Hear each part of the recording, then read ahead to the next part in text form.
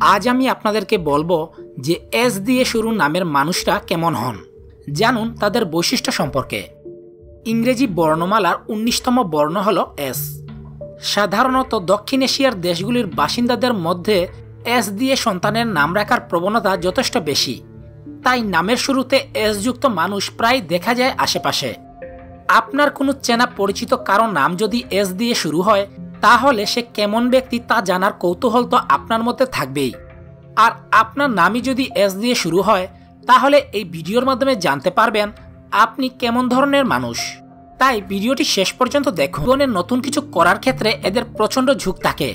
তাই কোনো কাজ যদি নতুনভাবে শুরু করা হয়, তাহলে এদের সবসময় পাশে পাওয়া যায়। মনের দিক থেকে এরা অত্যন্ত সাদামাটা, সরল এবং সাদাসিধে।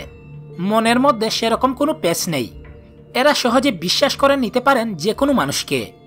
এরা খুবই অনুভূতিপ্রবণ হন, প্রচণ্ড পরিশ্রমীও হন। তবে এরা স্বভাবে শান্ত। একটা অদম্য হার না মানা মানসিকতা এই ব্যক্তিদের মধ্যে থাকে। মানুষের কাছে এরা অত্যন্ত আকর্ষণীয় হন। প্রেম করতে এদের জুড়িমেলা ভার। এমনকি গল্পগুজব ও ইয়ার্কিতেও এদের জুড়িমেলা ভার। অর্থ উপার্জন করার ক্ষেত্রে এদের প্রচণ্ড ঝুঁক।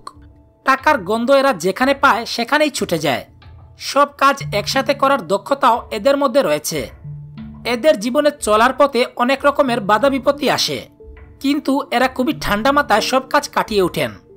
এছাড়াও এদের আরেকটা গুণ আছে, এরা খুব তাড়াতাড়ি লোককে ক্ষমা করে দিতে পারেন। তবে এদের বাইরে থেকে কিছুই বোঝা যায় না।